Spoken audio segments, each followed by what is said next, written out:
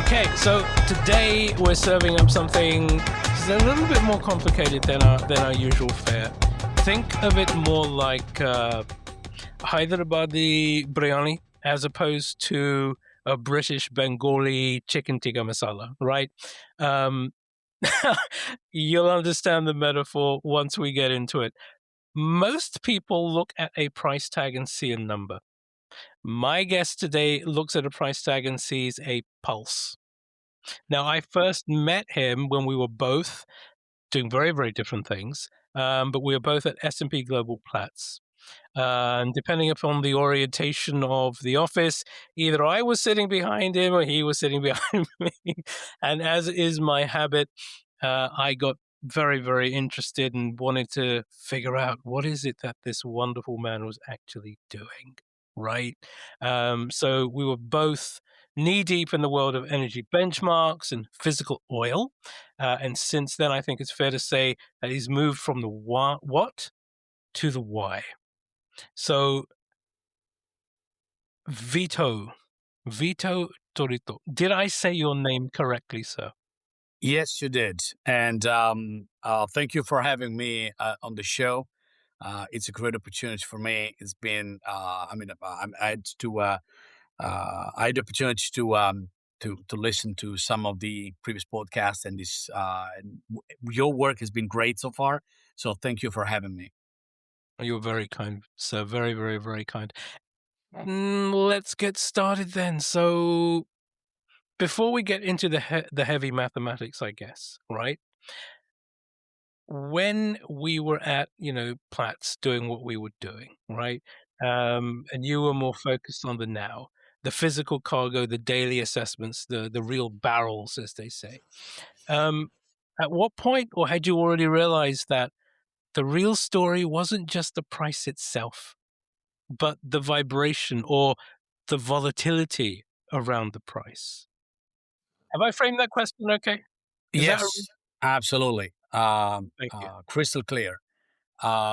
It's actually a very good question. So when I was at Platts, and we're talking about a period that is a few years ago now. Mm, Um, I was dealing with all the price assessments, and I was an analyst there. I was a quant analyst there. So my job was to extract the meaning, out of those data using statistics, econometrics, financial mathematics, and machine learning, of course. And at that point, what I realized is that we have a wealth of information. Okay. And that wealth of information is massive. We are in an age right now, which is called information intensification era. This is some of the people how they call it, because with all the technology that we have now available, we are tracking a number of things that were untrackable, even 5 or 10 years ago. wow. And the amount of data that we are producing right now is absolutely massive. We have a lot of data right now. The problem is, and this is something that already experienced while I was at Platts at the time, while I was talking to the clients over there, it's not really the data. Because at the moment, data, you can find it. The problem is how to squeeze the juice out of them. It's the meaning that you have out of data. And this is true for almost everything. It's not just finance, of course, which is my sector. It's not just quant finance, which is my sector, but it's something that you have everywhere. Like I talk to technologists that work, like, for instance, I was having a discussion with some bioengineers, for instance, and they told me the exact same thing. We have a lot of data right now, like even, medical history of a patient or something. The problem is how you put that to good use. Because it's not just the algorithms, it's not just the AI that matters, okay? But it's in the interpretation that you give as a professional of this data. So what you squeeze out of the time series needs to be interpreted. You need to understand what is the conclusion, because at the end of the day, that's what we want. Like in business, where the market is going, if oil is going to go higher or lower, what is the implication for the clients on the other side? Okay, and the same goes for gas. The same goes for diesel. The same goes for other markets like renewables. Right now, they are still in their infancy at the moment, but they are developing. They are getting bigger and bigger, and it's going to be the exact same process after all. And that is the moment where I realized that you know, we really need to focus on, why rather than just what. We need to go one step further because otherwise we are not going to get the entire picture. And my previous experience when I was like in the hedge fund industry Hmm. taught me to go beyond certain things. And I started to look at the volatility. At the end of the day, the market is volatile. It's going to move all the time. How many times have you read like, oh, the market is very volatile today. The market is moving. It's everywhere. Okay. Volatility is risk, but it's also opportunity. So at the point, I realized that, okay, this is probably the stuff that I need to focus on. And there was a moment where everything changed. And I actually never looked back since. That's for me, right? Totally expected, and but thank you for demonstrating your passion, right? The way that you just have done, because I think that is a massive differentiator between folks who really get under the hood of what the data is and how to actually utilize it. I mean, it's no surprise. You're a featured researcher for the JP Morgan Center of Commodities. Have I got that right? Yes, that's true. That's huge. That Well, is huge. I had this opportunity to do some research with them, and actually, they have been very kind to publish the research. They helped me a lot also in the publication process. And I published something again about volatility as Yeah, well over yeah. there, and I touched a number of markets there, like but predominantly it was gravitating around what my expertise is, which is of course at the energy sector. So crude Mm, oil, like Brent, like WTI, but also products like diesel, for instance. The diesel it runs actually the world, which is precisely why at the moment, there is so much with the geopolitical environment we're living in. It's so important to understand also what's going on in their market. And they helped me in the publication, and they said we would like to have something like this on our paper, like on our journal. Would you are you up for it? And I said, well, yeah. I mean, if you are okay with it, I'm more than willing to do so. And it's also because I'm very passionate about this topic. Volatility is something that I've been doing for quite a while. At the beginning, I was a mm, an option trader, and I was a volatility trader actually, using options on crude oil. So I always had that was the topic of my master's degrees. Like both the first master's degree and the second master's degree, both they deal with volatility. So mm. one with energy, the other one is shipping. So it's very passionate and I don't know, like when you are passionate about something, you want to talk about this, Of to course. someone, even to the point where somehow you can become a little bit annoying. At that point, you said, "Okay, fine, I overtalked. It's fine. I'm gonna be quiet." And but that's what keeps you running is the human curiosity at the end of the day that is the driver behind everything that we do. I mean, based on, completely and utterly agree with you, obviously.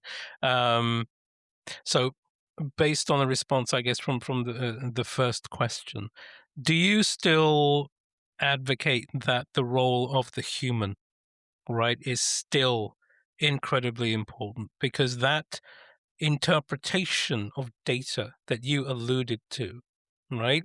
So maybe some folks are thinking, well, hmm, this isn't a space for larger language models, right? Maybe once the agentic models get more mature, then they might be able to do the interpretation. What are your thoughts on that? So this is a complex question. But the thing is, if you look at the AI, I've been using AI for quite a while. Being a quant analyst and now a quant strategist, I've been using artificial intelligence, machine learning, deep learning in particular for quite a while. Mm. And they are a great, fantastic tool because they allow you to extract meaning and patterns out of data in a way that is much more sophisticated than regular or traditional algorithms, if you want. Mm-hmm. However, what I noticed is this: the AI, the agentic AI, you need to understand always that LLM needs to be trained on something. Otherwise, they don't spit out anything. When you go, for instance, like use all the packages that are out there, cool? These packages like Anthropic, or it can be Gemini, all the whatever it is, the ChatGPT, whatever it is, the software that you're using, this software being trained on something else. So all the responses that you get to all the questions that you ask actually have been already answered by somebody else. Without training, these LLM models are completely useless. An LLM model is a probabilistic model, okay, and it gives you the most probable answer to the question you're actually trying to provide. Okay, this is like this is a ballpark definition, of course, of an LLM. The truth is, however, that even though at the moment we don't have the kind of sophistication that allows us to focus 100% on just on the agents providing the answer, okay? In the future, this might be the case. We may reach a future where basically, they will do the interpretation. The problem is, and again, I'm talking about my market because I don't have experience in other markets. But Sure. when it comes to energy or shipping, which something that I'm a cornerstone basically between more on the financial side, so more on financial energy, so financial prices when it comes to options and futures, when it comes to crude oil and diesel, and on the financial side of shipping, so the freight rates, for instance. Okay, the thing that puts everything together for me is volatility. Okay, because that's the lens I use, to analyze the market. But when you look at all these markets together, there will always be something new. And that is very difficult to incorporate for an AI unless someone else has already done the analysis. So Correct. if someone has already done the analytics, okay, it's very difficult for AI to spot something which is entirely and completely new. Also, the interpretation may be kind of like accurate, but again, and this is something that I noticed, when it comes to AI, you need to train the LLM model on something, but the only thing you can train that model on is the material that has been published, which is publicly available. In Correct. fact, there are some notorious CEOs that are now complaining about the fact that there is limited material out there for LLM because a lot of other things is behind a paywall. Because people, of course, think about like a lot of the academic journals. Okay, you can't access them. Okay, unless you are a member of the university, or you pay for them. Correct. Okay, so the question is: are companies going to be willing to give up their intellectual property because, of course, that's what is going to happen to LLMs? I don't think so.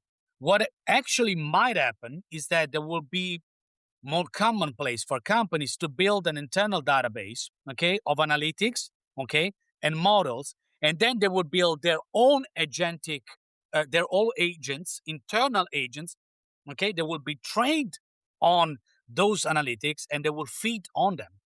So when you are a client and you go there and say, hey, give me a summary, I don't know, of what happened, in the market, in the crude oil market, I don't know, over the last week, the agent might be able to provide that, but probably that comes from the internal database, okay, from the internal information that you as a company have developed. And I see this as a much more likely outcome out there, because I don't really think companies are going to be willing to give up their intellectual property, or publish data that are behind a paywall and give everything for free, because that's going to be the case. So it's going to be it's interesting to see how this develop. Okay, but if you have skill set, and this is something that we can expand later on, things are going to be good for you. And the problem is that you are not going to be able to maybe explode or mature, use the term that you like the most, in the future, like in your career as a professional, Mhm. only having vertical skill or horizontal knowledge. You need to have diagonal knowledge. Very, very true. I mean, I'm seeing that in my space, right? And not just hands-on craft design, but also strategy. Organizations are falling over themselves to try and utilize this new technology paradigm. Um, but very, very quickly, because I think that's one of the advantages of this new tech. Things are happening a lot quicker. Where it's great is that the errors of the speed of utilizing the data are also becoming a lot more visible, a lot quicker. And so the contextualization of the data is inversely proportional to the speed that it is available for. Right? That's my view. What are your thoughts about that? Am I I, broadly no, I completely agree with you, my friend. The speed at which, like, the computational speed of certain processes is um, increased by orders of magnitude over the last few years. And I think this is a trend that is going to continue, okay, also in the future. Also, as we get into another paradigm, which is the quantum computing era, mm, okay, which is, around the corner. It's not quite here yet, but it's around the corner. So, what I think is going to happen is that the computational side will continue to develop, like in terms of speed and sophistication, and however this will allow human beings to focus on something else, on more I think the role of human beings in the future, and this is particularly true for energy and shipping, this will be more on the why behind the volatility of the market, why it's happening that way. We might have like a bunch of algorithms that are all coded up, that are all there available, okay, and they all run at the same time, then it's fine. What you make, and you can have someone that suggests to you, okay, this is the interpretation because the AI may do that, okay? But in the reality, ultimately, are humans that actually they need to make the decisions, because if things go wrong, we take the consequences of it. You always have to take on the bad. Always have to think about the bad side. When it comes to it's pure risk management, which is what volatility is around. What volatility is yes. about. Sorry, that at the end of the day, that's what it is. Volatility is a form of risk, right? So you need to understand that, and the computational speed that we have right now probably is going to be even more in the future. Okay, but I don't see this as a problem. I think that we are going to be more focused on strategy, okay, than on pure computation, but per se. So I think It this is the has to be. direction we're going. Agreed. I mean, thank you. Uh, I'm glad you're agreeing with me there, because I'm seeing parallels with many, many different types of activity. Yeah. Because we're all jumping on this train called artificial intelligence, and then therefore the methods, you'll find patterns there.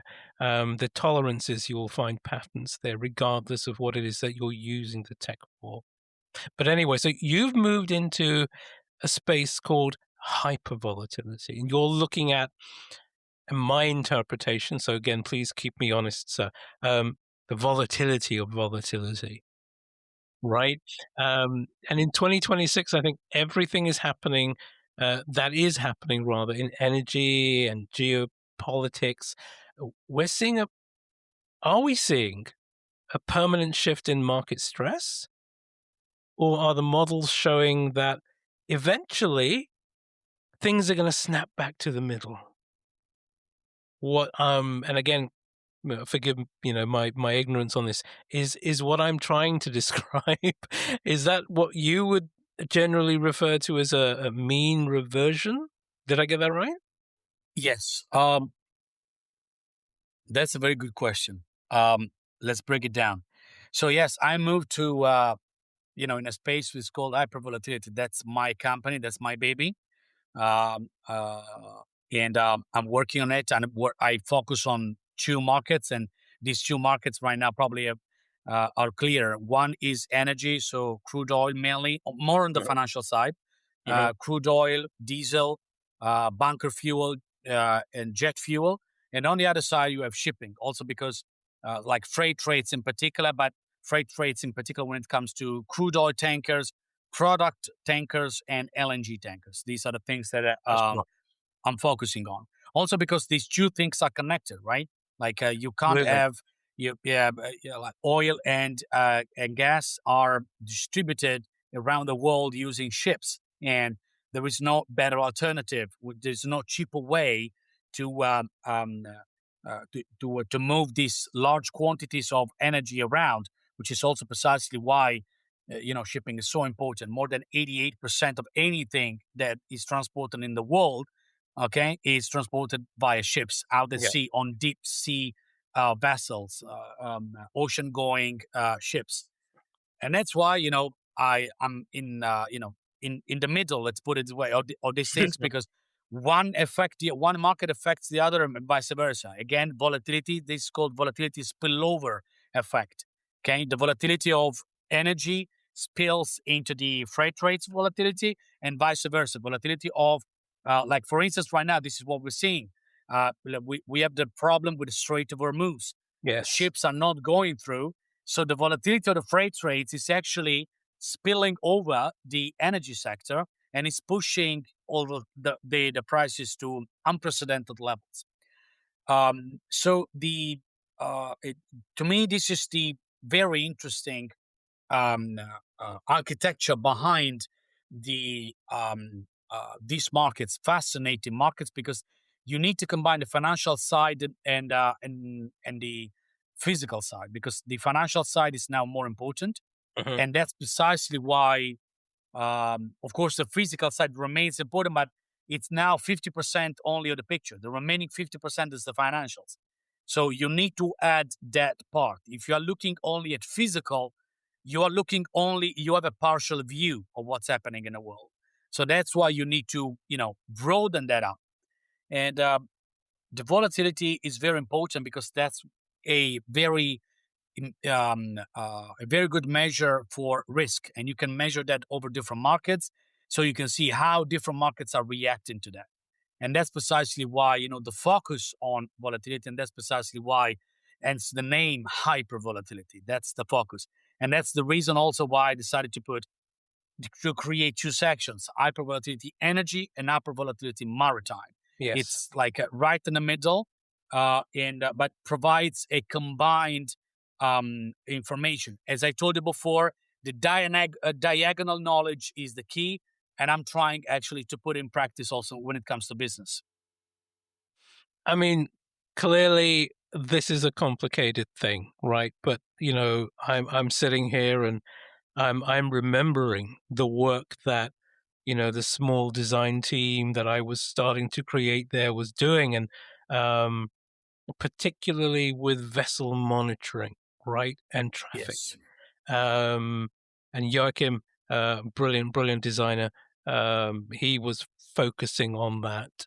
But when I was having conversations around trying to frame the statement of work and all of that kind of stuff, and again, please keep me honest here. There are so many dimensions to your area of speciality, right? And thank you for making it easier for the likes of me to understand, right? Um, but I'm going to do the traditional Joel thing and jump into a little bit of a metaphor and just please tell me if I've got this right. So if I've understood you correctly, right? So the price is the destination, and volatility is kind of like, well, how bumpy is the road? Yeah. And you are one of those genius people who you'll tell us if the car's going to survive the trip. So thank you for the genius, but I don't know if I deserve that. Very kind of you. I usually like great metaphor, by the way. And Okay. let me take this also opportunity to thank you for the great design work that you have done when you were working at Platts. I had a great time also collaborating with you. I remember, coming to your desk and having a chit chat over here, and you taught me, the few things that I know also about UX and design. I didn't really know much, so thank you for that. It was great working with you. You're more Uh, than welcome, sir. Thank you. When it comes to volatility, you actually got it right. Let's put it this way. When you wake up in the morning, okay, you need to go to the office, okay? Mhm. So you wake up in the morning, you wash your face, you have your coffee or tea, whatever you fancy, okay? You dress up, you get in the car or the tube, whatever it is, the transportation that you're using, okay? You get to the office and you start to work, right? Volatility is exactly that. It's what happens in the middle, because maybe you spill coffee over your shirt and you need to change it, Mhm. okay? Or maybe you go in the car and there is, I don't know, there are some road work somewhere, and there are traffic jams over there, so you are delayed. Or I don't know, there is another problem with, I don't know, you get stuck in the elevator when you're trying to get into the office, and you spend another 10 minutes there because they need to they need to open up the doors. So, this is what volatility, at the end of the day, even if it doesn't really matter if you are a retail investor, if you are an institutional investor, if you are a large energy company, if you are a refiner, or if you are a shipping company, the only thing you can determine when you are into the market is what you do with the position that you have in the market. You can control when you get in, and you can control when you get out. Mhm. Okay. What happens in between is all strategy. And this is what volatility is about. That's why volatility is the, the crucial thing to monitor and to understand in order to build a hedging strategy, in order to cover basically you. Okay. Think of volatility pretty much like an insurance, if Mhm. something like this happens, okay, I know this can be volatile, okay? But precisely why I know this can be volatile, I'm gonna get this kind of insurance, okay? It's like it's a map, nothing but a map for risk. Okay.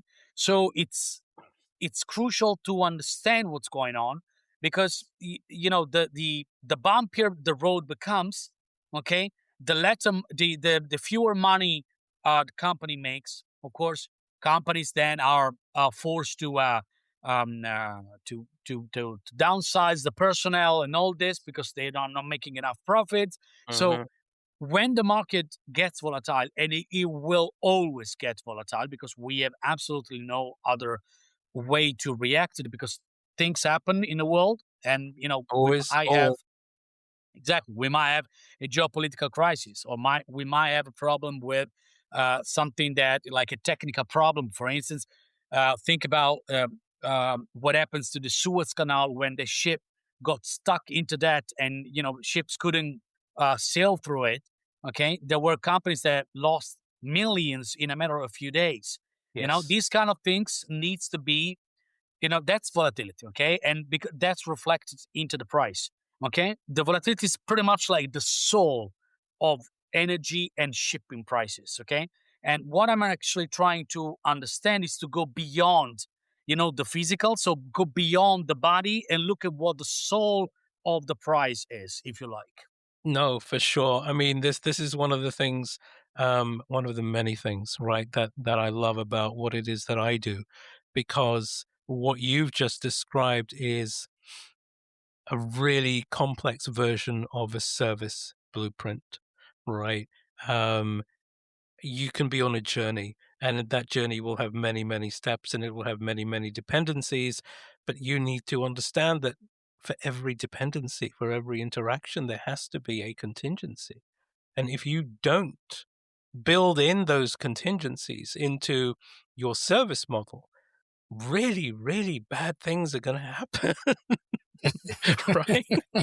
Um, I'm laughing about it, but this is the fundamental element of, why I love service design so much, and why being in a space that we were both occupying it was just fun, you know? Um, and I was exposed to so many different things, because the context was completely different. And you've alluded to, okay, what happens if a vessel, can't move? Right? Well, the share price of whatever commodity is gonna get hammered because the expectation hasn't been met, or bad weather, or some geopolitical nonsense, or, there could be a fire in a refinery, um, anything, literally, and that is going to affect what is happening to that vessel, the expectation of that vessel, and you've described it far more eloquently than I ever could. It is fundamentally risk management. And how you, as an organization or an individual, you know um, number one, do you have access, do you have visibility to that data, do you have confidence in that data, do you have the wherewithal, the expertise, which you ooze, forgive me, um, to actually understand how to interpret all of those data points for multiple scenarios. I mean, it blew my mind way back then. It still blows my mind now. It's an incredibly exciting space to be in, particularly for, I think, system thinkers, creative system thinkers like me as well. Um, that said, sir, how how did you get into this line of work? I mean, let me take it all the way back, right? Because I mean, the academia, yeah, granted, double masters and everything else that you've got, which is awesome. But um, because also volatility is about the identification of patterns in the same way that the work that I do is the identification of patterns primarily. What were you doing when you were like a little tiny version of Vito? Were you Did you have specific toys that you played with or activities that you participated in? Okay, I'll try to condense in a few minutes the you know Okay. the everything. So when I was a kid, like when I was very young, okay, Mm, what I enjoyed a lot was Lego, but in particular Lego Technic. Lego Technic is right. a more sophisticated way of building up Lego bricks, okay, because it's done with metal pieces, right? And you Yep. could build cars, you could build ships, you could do everything. It was very, very, very beautiful. I loved it. I spent hours doing those kind of things. Also, Cool. because at the time, the only thing that was there was TV, right? It was the first computers there, the first video games.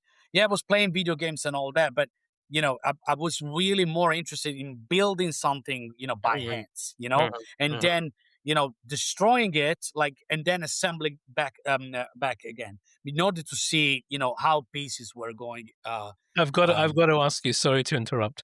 Were Yes. you one of those lovely people who, okay, you had to follow all of the instructions. You had to get like, the big paper out and do I have all of my components and the steps, or were you just, okay, I'm just gonna empty all of this stuff out in the middle of the floor and I'm just gonna build it. Uh, no, I would do that. Uh, like I was halfway between the two because Okay. I was not going to check if I own all the pieces. What I was doing is I would trust like the package when I got it. Okay, Yep. if something was missing, then I would go there and check everything. Okay. Okay. Okay. That Okay. is the thing that because I was too excited. So when I got, when my parents bought me these kind of things, and I rushed to build them because that was the excitement. Okay, and that's and so if I had like a problem, like I couldn't find a piece or couldn't understand, then I would go back and read all the instructions. But in general, what I would do, I wouldn't check if the pieces were all there, but I would check the visuals very, very, very accurately. This is something that always done. I would look at the visual and see how, because in at the time at least, there were like there would be like some kind of pictures where they show you how the pieces were Yeah. fitting together. Yeah. That what is something I would check very, very clearly, and then I would go on and do it. So this is something that I would definitely do it. Um, yeah, and then I would check if I had all the pieces and all that, and then I would make a final check at the end if some pieces were remaining, like why they were remaining. I was supposed to have more of this, Yeah. okay, but like just in case I lose some or it's something that I'm missing. So I would check this kind of stuff. Uh, so getting back to the question how I Mm. got into volatility, like it's completely different because I started off in life doing another thing. I I'm Italian and I got into the Italian Navy, particularly, and then I was part of the Marine Corps Whoa. when I was there, and I've been there for 3 years roughly. But at the same time, I was actually studying at university. Then I graduated and I decided, to keep going and do something entirely different because I liked economics, I liked finance, so I went more into this. And when I finished the my bachelor degree, I got into my master's degree. And when I got into my master's degree, I started to get more and more in touch with the statistical aspect of um, um, of the markets, and Mm. this is where the eureka moment happened for me, because all the curiosity that I had while I was building the Lego techniques came back, because in my mind it was whoa, using computing, like programming and Yeah. statistics, Yeah. I can extract all the possible data that I want out of it.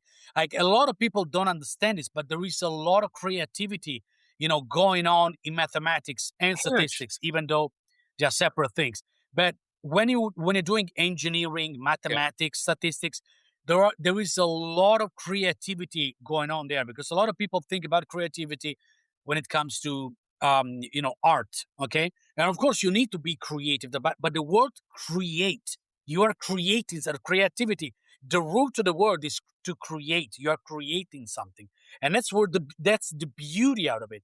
And if you're a passionate person about, if you're passionate about what you're doing, okay, uh, I mean, this some way is gonna come up. Okay, you can't keep it within you, it's impossible. Okay, It's in your some way. DNA. Correct. It will have to go out necessarily, whatever that is. Okay.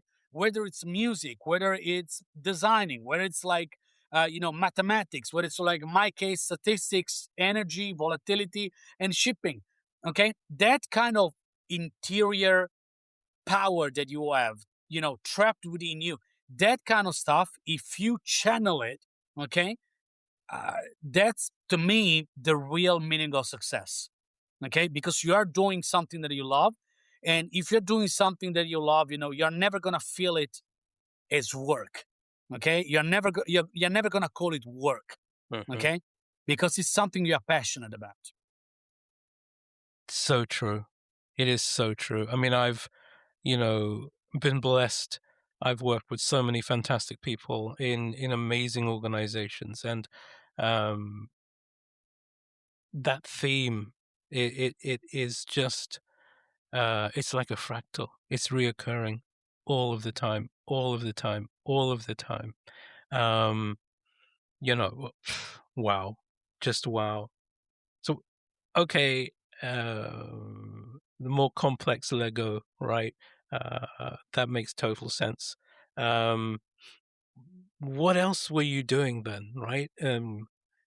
You talked about the Navy, and for me, straight away, there's that intersection between creativity and discipline, right? Correct. Um, and I think particularly the discipline aspect, it's missing. It's really, really missing. I mean, I'm lucky that I'm still mentoring lots of younger designers and mid levels. A couple of seniors as well, who are helping me out tremendously. That's very, very reciprocal. But the discipline that is required in both of our spaces, I don't think folks, number one, acknowledge it, and I don't think folks actually demonstrate practically how important that is in whether you're running your own show or whether you're in a larger ecosystem. Um, and that's very, very evident when I work with lots of different people and also in different geographies. Uh, am I making sense still? Like that triad of what you bring to the table. So it is the creativity. Obviously, it is the knowledge and the work and the specialism that you do, but also that requires so much discipline. There's got to be method. There has to be a framework. There's got to be that governance. What are your I thoughts? I agree 100%. I agree 100%. Cool. What so the experience that I had in the Navy, in the Italian Navy and the Marines Corps, it has shaped me greatly. I mean, I couldn't really understand it at the beginning because Mhm. I was 20 something at the time. So you don't really understand it because you are part of the process. You're in the middle. Yes. So you don't really get to appreciate what is the discipline, when it comes to like the work ethic that you develop and you build that allows you to do these kind of things. However, I was lucky because, and I agree with you that it's we I mean, I see this missing nowadays because I also a privileged person because I get to mentor a lot of other people, a lot of young people that want to get into the world of energy, the world of shipping. Okay, Mhm. so they Mhm. come to me, and I always try to return the favor because when I was their age, I had a problem to get in, and I had a problem to because there was way too much knowledge. So I wanted someone to guide me, and then I found someone was my mentor, okay? And when I asked him like why you're doing this, why you're spending so much time with me, and he said because someone has done it with me when I was your age, and now I'm Oh, returning the favor. So I'm just continuing to change. Having said that, the discipline is important for anything. And I don't really think you will ever amount to anything unless you have it because passion is great and passion will drive you forward because it's the curiosity that you have. But you're not going to wake up every single morning saying, oh, wow, fantastic. Now I'm going to change the world. Sometimes, things don't go that way. Sometimes you don't feel motivated, even if it's something that you love, even if you're doing something that you love. Okay. Sometimes it's going to be, you know, uh, uh, more difficult for you to push yourself to get the stuff done. And this is where discipline comes in. Discipline is the habit of doing something that you don't want to do like you love it. And that is a type of thing that you can only develop over years and years of practice. There is absolutely no way, and this is the key message that I try to say to the younger generations there is absolutely nothing you will ever do unless you build discipline because anything that is great requires an extensive amount of work. And that extensive amount of work is going to be able to be done only if every single day you went another brick. You do yes. whatever you need to do, and day by day you sail another mile, and then when you look back you see, oh wow, I left the port and I managed to sail through all these waters, and now I am almost close to my destination. This is what happens. This is what life is about. So like if you're doing things like I do, like volatility statistics and all these kind of things that Mhm. are fascinating and great, you have fun. It's a lot of fun doing those things. But at the beginning, there is a tremendous amount of work that goes into reading. I read a lot still to this day. Yeah. And you need to have like a certain amount of discipline in order to build this kind of knowledge, this kind of expertise. And this is true for every sector. Okay, Yes. I see it also in you, like you work in UX and design, and I see that passion in you for what you're doing, and but also see someone that is a great expert, someone that put in the discipline, and someone that brought everything to another level. You're never gonna be able to do this unless you put a mix of passion and at the same time discipline. Those are the agents, like the chemical compounds that you need to mix in order to have, in order to make magic happens at the end of the day. Could not agree any more with you, sir. I mean, what a great experience and knowledge that you're sharing with everybody. Um, and I'm actually quite jealous that someone is getting mentored by you. Um, yeah, I mean, what a gift! What a gift! I mean, mm, just going to expand on that just a little bit. So, in different ways, we've, I guess, spent our lives watching markets moving. Yeah. Um, it's very, very evident in the design space when, a new tech arrives, or, and it opens up different markets and it opens up different opportunities and things like that. And that's always going to be the case, always. Um, but going back to your space, which is volatility, if there was one piece of advice that you would give to whomever, right, and say that they were terrified by the volatility of the modern world right now, and it's a huge question, it's another huge question, so forgive me for that, what would be that advice from you? Great question. My advice is volatility in the market is scarier than you think. So if you avoid it, like you don't try to control it or you don't try to manage it Mhm. using like the proper tools, the proper analytics, it's going to impact you, whether you like it or not. At the end of the day, if you are in the market, like in my space, if you are in crude oil, take into account, okay, crude oil, gas slash LNG.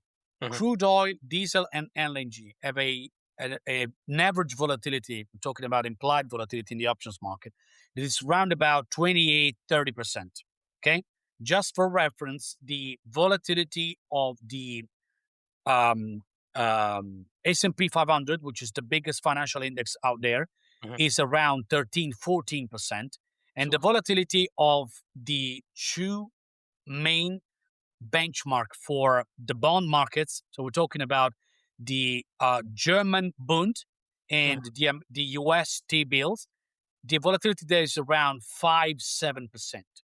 So we are talking about some of the crude oil and um, diesel and gas. They have some of the some of the highest volatility in the world. And if you look at shipping and freight rates, their volatility is even higher. For sure. Because there are some markets where volatility can easily, the spikes can even get over 100%, 120%. Sure. So that is going to impact you, okay? Whether you like it or not. If you are into the business and you're trying to avoid this, okay, you're going to be caught in the middle. It's like, think of yourself, like of your business, pretty much like it's a big boat, right in the middle of the ocean, Yeah. okay? Even if you are in the Mediterranean Sea, which is not as big as the Pacific Ocean, the Mediterranean Sea as big storms. Even if you are big, you're still gonna have a lot of problems. It's still going to Okay, affect. it Yeah. doesn't really matter how big you are. Even if you are in the VLCC, which is a very large crude carrier, it's one of the largest ship ever built, or even Mhm. more, a ULCC, which is an ultra large crude carrier, you're still going to have problems if you have a big storm over there. Okay, that's what volatility is Absolutely. about. You are not going to be, we are not going to be able to sail through. That's why it's very important, uh, to acquire the right analytics when it comes to this, and that's why volatility is such a big an indicator, and that's why. And volatility, you have it everywhere. You have volatility in the physical market, but what I do is mainly the volatility in the derivatives market, options and futures, because there you can see how the market is actually hedging, what they are actually doing Hmm. in order to prevent, unwanted from volatility to hit their portfolio. Whether the portfolio is physical or financial, it's irrelevant. Okay. So that is the key when it comes to this. So the advice I would give to these people is get more into it. Okay. You need to learn about this because this is part of your business. If you are in the energy sector or if you are in the shipping sector, okay, this is part of your business. Okay. Risk is a part of your business. And that's something that happens all the time. It's like being an athlete after all. Okay. You can be a great player. Okay. Like we're talking about football player. When I say football, I mean, the European football, of course. Hmm. Like when look at European football, okay, you can be a great player. Okay, think about Roberto Baggio or Totti. Think about, I don't know, Maldini or Let Ronaldo, like the phenomenon, like the Brazilian one, or Messi, whatever is the player. Yeah. These players have risk. They need to take risk. They get injuries, and you don't know if you're gonna recover, you know, correctly. But this is something that you need to do. So you need to prevent these kind of things from happening. So you have a medical team over there that takes care of you. You need the physiatrists over there that are taking care of you. That's what a business is about. The business is about being an athlete. You need to take care of that. The same is for ships or for energy. You need to take care of this. And if there is a market, the market is going to move because if we all agreed about the price, there would be no need for the market, right? If we all agreed on the price immediately and say, "Hey, Joel, how are you doing?" Say, "Oh, cool. What about, we get a pint. We all agree on the price. Everybody's happy around the world about the Yep. price that we negotiated." There would be no need for a market. So the market has to be volatile. Okay, it's not a question whether the market is going to be volatile or not. The question is how much volatility is going to be in that market, and that's where the quantitative intelligence that I'm providing with my company comes into play. Because there is no way to avoid it. You just need to deal with it. That's beautiful.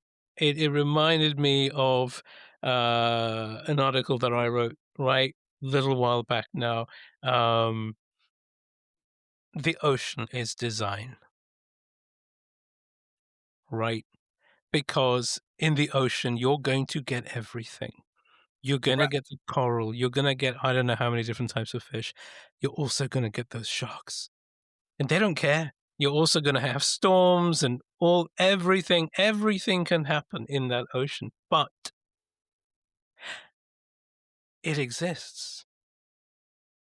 You need to understand how to exist within that ecosystem, whether it's good things or bad things, small things or whatever.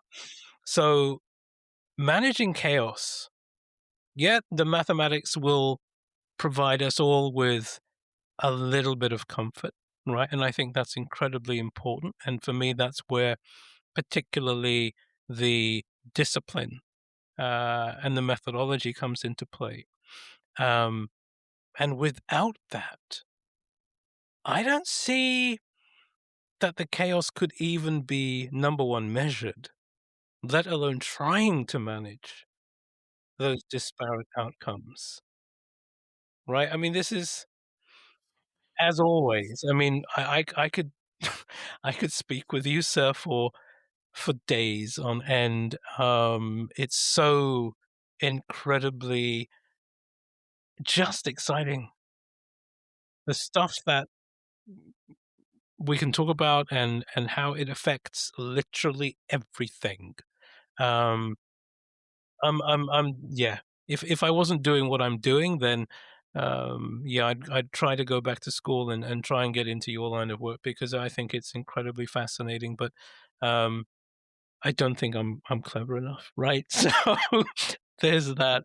Um, Vito, sir, thank you so much for making yourself available. And sharing not just about what it is that you do and why you do it and how you do it, but also, what steps, what were the elements that were there to um, add to this beautiful cocktail that is you, right? Um, is there anything at all that we haven't touched on, but you particularly wanted to share with everybody? First of all, I would like to say that you definitely are intelligent and you would succeed in this field, even going back to school. So that's something that you would be clearly capable and you would be great at it. That's the first thing. For everybody else, there is something that I care about a lot, and that is education. Mhm, When I say education, I don't, I'm not talking about like the former one, whether it's education that you get at university, okay, or something that you have by yourself. It's that is the most important thing. Whichever is the field that you choose, it doesn't really matter. What I realized for me, what changed my life were two things. One were, of course, the Marines part. mhm, Okay, mhm, that you get the discipline, you get all this, and the working out, like the also discipline to work out, which is important. But on when it comes to career, I think that the education, like the amount of books that you read, okay, or the education you go through, like when you get a degree and all that, and you keep going after the degree, so you build, like, you specialize in a particular type of field, and then you keep reading. These things are going to change your life radically. You're not going to become the same person, okay? It's like it's like getting yourself into the river, right? mhm. The water, it's never the same river, because it's never the same you, or it's not the same water that you touched the first time you got into the Beautiful, river. Okay, beautiful, beautiful. so and it's exactly the same thing. Like, it's not the same you. You change with education, okay? Because it challenges your mind to get to another level.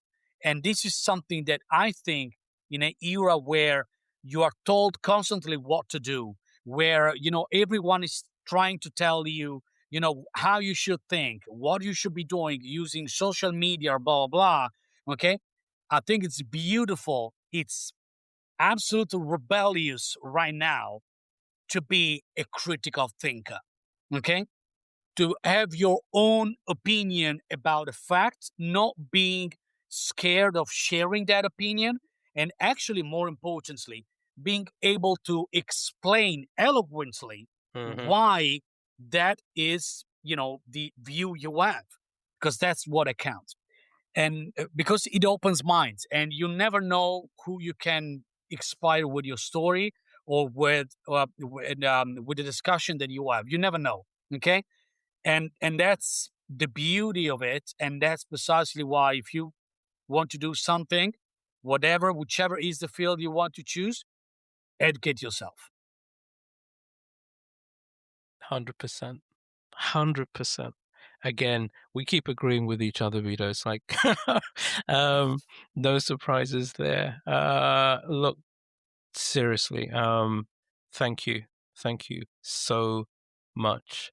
This has been an absolute joy, to see you again, to speak with you again. Um, and I promise I'll try and not leave it so long, because you are just an amazing human, right? Thank you. It's such a And it's such a joy to speak with you again, and you're so generous. You've been so generous with everything that you've shared on the show.